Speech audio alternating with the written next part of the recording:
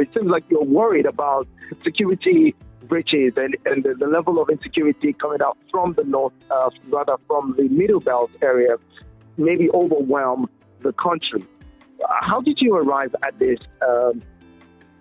conclusion? And walk us through, your thoughts on what's brewing in the Middle Belt, as you put it. Okay, my earliest interaction with the Middle Belt was, I think, in 2015 or 2016, when I don't know how many of us will recall that there were incessant killings in Agatu, where there were Agatu massacres shortly after President Buhari's inauguration, or well into 9 or 10 months into his administration.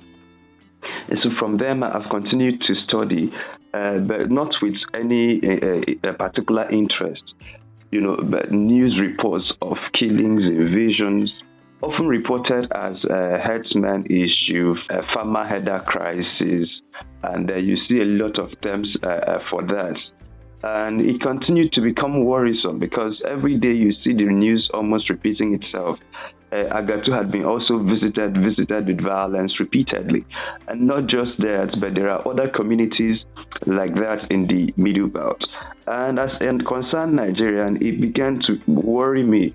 Why is this happening? What is really happening? Why has it defied government intervention, if any? But I left it at that, at the level of curiosity and at the level of shaking my head every time I hear news like that. But eventually last year there was a turning point, and the news became unbearable for me. And I said, look, someone has to look into this and really understand what is going on.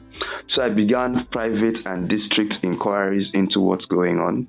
Anytime I have spare resources, I travel, I go to the Middle Belt, I visit communities that have been attacked, and this is without, of course, media fanfare. You won't even see it on any page of mine. I sometimes interact with people who have lost loved ones, people who had been macheted, people who narrowly escaped and are recuperating. I visited a lot of IDP camps in Nasarawa, in Benue State, just to get a hang of what is happening. And this also fits into the work we did around the census, because as you may know, it was supposed to be a housing and population census. And when we saw what was going on in the Middle Belt, we knew that region stood the greatest risk of being harmed by the upcoming census, because, as you would know, what is being reported as insecurity in the region is not at all insecurity. Right? There may be manifestations or pockets of insecurity in the Middle Belt, but the grand scheme is not insecurity. And that's why I encourage Nigerian media to please get off its lethargy and begin to question things. I don't like the narrative of once one media house reports an issue and then others run around and copying and often reporting that issue without taking the time to investigate it. Let me paint a picture of what I've seen in the Middle Belt thus far. You see armed groups. Let's assume that we don't know who they are. And they come to a particular community and they attack for 3 or 4 times, many times with forewarnings that they're going to attack. And once the attack becomes consistent, that particular village moves uptown. People in that village or community who have relatives elsewhere move to find shelter and safety in their safety. Those who don't have move uptown. Those who don't have move into what you call IDP camps. And many of these IDP camps did not start as a result of government intervention. These are places where people usually gather to shelter themselves. And then oftentimes you see now the government or maybe NGOs coming in to provide some form of succor to them. So when people move into IDP camps, you would expect that the villages will remain empty. But that's not what happens. Now, other people from other tribes, usually from the tribe of the attackers, come in and set up their farm tents and their ruga in those villages. And it is permanent occupation. And so when the villagers try to go back, you see that they are attacked and killed. But so if the attackers have a knowledge to move out a community, are moving other people in the community. And so if you go to places like Plateau, you would see that there's document of about 102 communities that have been permanently occupied by people who hitherto were not occupiers of those communities in the last 20-25 years. You see same in Nasarawa State, you see same in Benue State, you see same in Kaduna, especially the southern side of Kaduna. Why do we then keep calling this thing farmer header crisis? And so I think that we should start by naming it what it is. It's no longer farmer header crisis. I think what is happening is that it's a brutal civilization war. For instance, let's go back to the nation-state Nigeria. I am coming from the town of Nnewi in Anambra State. And my town is known as an industrial cluster. But if you go through the history of the town, you will know that the town was not as big as it is today.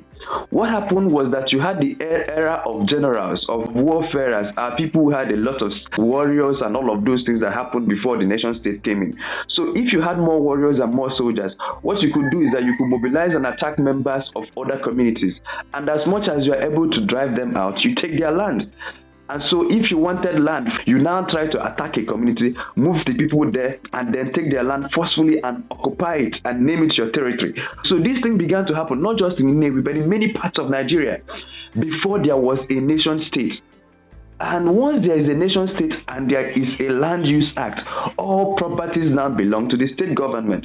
If you wanted to acquire land, there is a protocol to acquiring land. You buy land, you lease it, or you liaise with the owner, but you don't go around killing people and taking over their properties. But what is happening in the Middle Belt today is there are people sponsored by I don't know who, and sometimes it feels as if they have the active connivance of people in constituted authority who go around killing people, displacing them in communities, and permanently taking over their lands. So instead of calling it what it is a conquest. It is a conquest going on, and people are reporting it as farmer header crisis. It's not as if there is a whistle blown or your farmers and headers come and fight.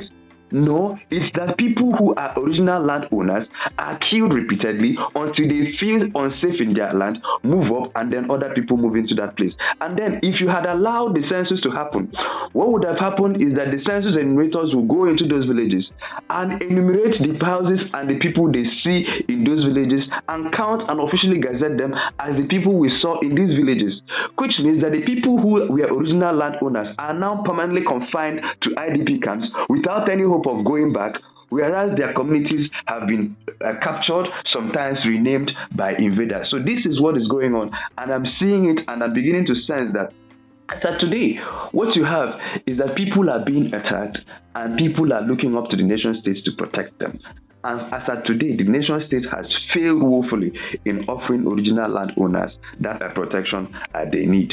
The Nigerian state is unable to stamp its authority to say, look, we are now in a modern civilization. These things happened before Nigeria came into existence, but now that we are a modern civilization, these are the rules. Unfortunately, Nigeria is unable to enforce its rules, and that's why I'm beginning to sound early warning that the time will come when people will now lose their confidence in the nation state and will resort to self-help, as you've seen in Southeast, as you've seen in South-South. And then when usually that happens, they begin to attack all elements of state structure.